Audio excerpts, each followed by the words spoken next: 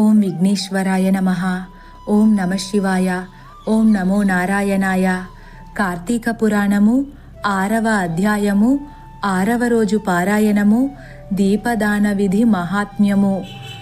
ఇంకా వశిష్ఠుల వారు కార్తీక మాస విశిష్టతను జనక మహారాజునకు ఈ విధంగా చెప్పుచున్నారు.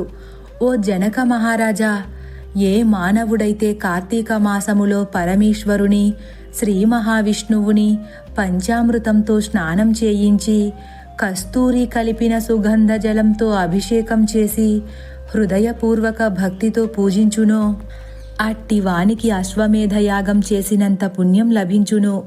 అదేవిధంగా ఏ మానవుడైతే ఈ కార్తీక మాసమంతా ప్రతిరోజు సాయంత్రం దేవాలయంలో దీపారాధన చేయునో అతనికి తప్పక కైవల్యము ప్రాప్తించును.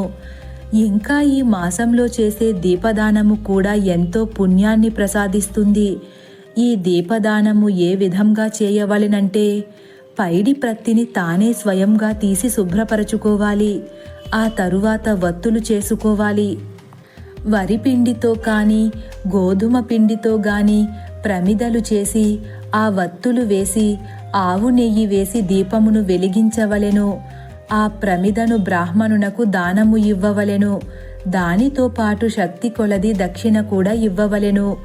ఈ విధముగా కార్తీక మాసమందు ప్రతిదినము ఆచరించవలయును. ఇక ఆఖరి రోజున వెండి ప్రమిదను చేయించి దానిలోకి బంగారంతో చేయించిన వత్తిని వేసి ఆవు నెయ్యిని దీపము నిండుగా పోసి నెల రోజులు చేసిన ప్రకారముగా మరల గోధుమ పిండితో ప్రమిదను చేయవలయును. అందులో కూడా ఆవు నెయ్యను పోసి దీపము వెలిగించి ఈ నెల రోజులు ఏ బ్రాహ్మణునకైతే దానమిచ్చితిమో అతనికే ఇది కూడా దానమిచ్చిన సకల ఐశ్వర్యములు కలుగుటయే కాక మోక్షప్రాప్తి కూడా కలుగును. దీపదానము చేయువారు ఇట్లు వచించవలెను.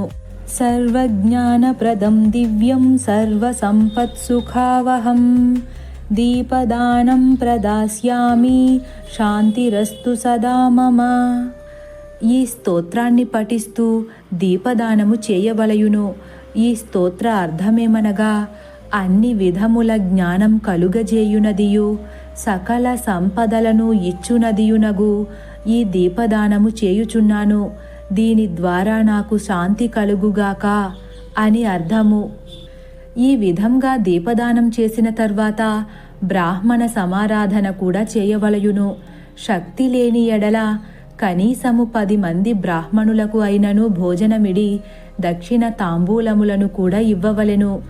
ఈ ప్రకారముగా పురుషులు గాని స్త్రీలు గాని ఏ ఒక్కరు చేసినను సిరి సంపదలు, విద్యాభివృద్ధి, సకల ఐశ్వర్యములు, ఆయుర్వృద్ధి కలిగి ఇహములో సుఖంగా జీవింతురు.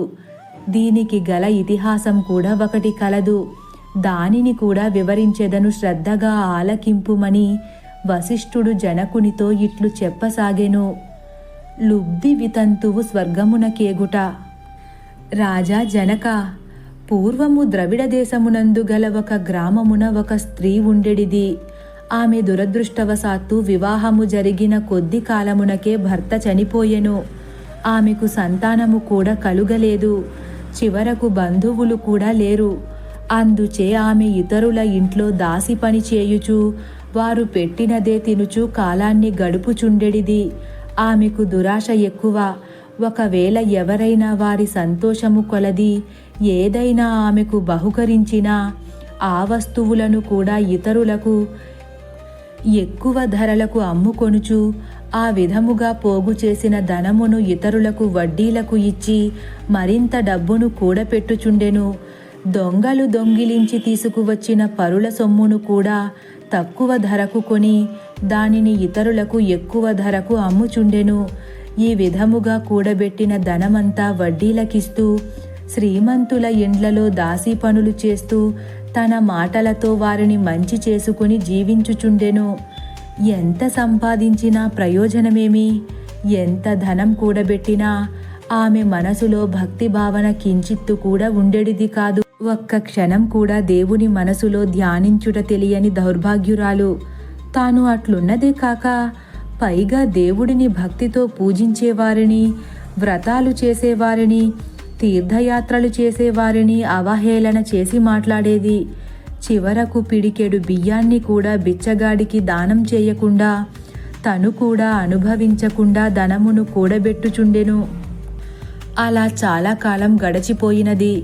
ఒక దినమున ఒక బ్రాహ్మణుడు శ్రీరంగంలోని శ్రీ రంగనాయకులను సేవించుటకు బయలుదేరి మార్గమధ్యమున ఈ స్త్రీ ఉన్న గ్రామమునకు వచ్చెను. ఆ రోజు ఆ గ్రామములోనే ఉన్న ఒక సత్రములో మజిలీ చేశాడు. అక్కడి వారిచే ఆ గ్రామములో మంచి చెడ్డలను గురించి తెలుసుకుని తుదకు ఈ పిసినారి స్త్రీ సంగతి కూడా తెలుసుకున్నాడు. వెంటనే ఆమె దగ్గరకు వెళ్ళి, నీ హితము కోరి చెప్పుచున్నాను, నా మాట వినుము. నీకు నా మాటలు కోపము తెప్పించినా సరే నేను చెప్పుచున్న హితవచనములను శ్రద్ధగా వినుము. మన కంటికి కనపడుతున్న ఈ శరీరములు శాశ్వతమైనవి అనుకుంటివేమో, అవి అశాశ్వతములు తల్లి. నీటి బుడగల వంటివి, రెప్పపాటులో కనుమరుగైపోతాయి. అదే విధంగా ఏ క్షణంలో మృత్యువు మనల్ని కబలించునో ఎవరూ పసిగట్టలేరు. పంచభూతములు, సప్తధాతువులతో నిర్మించబడిన ఈ దేహములోని శివుడు అనగా జీవుడు పైకి పోగానే మన ఈ సుందరమైన దేహము శవముగా మారిపోతుంది. మన దేహాన్ని కప్పి ఉంచిన ఈ చర్మము, మాంసము కుళ్ళి దుర్వాసన కొట్టి అసహ్యముగా తయారగును. అటువంటి ఈ శరీరాన్ని నీవు శాశ్వతమని భ్రమించుచు ధనమును కూడబెట్టుచున్నావు. నీ ఆలోచన సరి అయినది కాదు తల్లి. నీవు బాగా ఆలోచించుము. అగ్నిని చూసిన మిడత అది తినే వస్తువనుకుని భ్రమించి దానిని తినాలన్న మిక్కిలి ఆశతో దాని దగ్గరకు పోయి కాలి బూడిదవుతున్నది కదా. అటులనే మానవుడు కూడా అశాశ్వతమైన ఈ తనువుని శాశ్వతమని నమ్మి అజ్ఞానాంధకారములో పడి నశించుచున్నాడు. కాబట్టి నా హితవచనములాలకించి నీవు తినక, ఇతరులకు పెట్టక అన్యాయముగా సంపాదించిన ఈ ధనమును ఇప్పుడైనా పేదలకు దానధర్మములు చేయి. పుణ్యమును సంపాదించుకో తల్లి. ధనముపై వ్యామోహమును విడిచి ప్రతిదినము శ్రీమన్నారాయణుని స్మరించి పూజలు, వ్రతములు చేసి మోక్షమును పొందుము.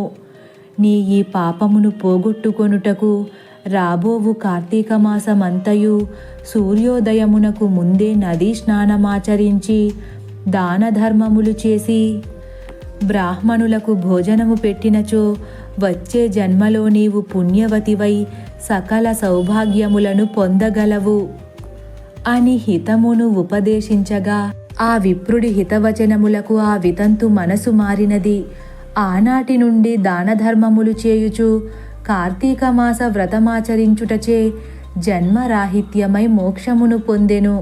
కావున కార్తీక మాస వ్రతములో అంతటి మాహాత్మ్యము గలదు అని చెప్పుకొస్తారు. షష్ఠాధ్యాయము 6వ రోజు పారాయణము సమాప్తము. సర్వం శివార్పణం.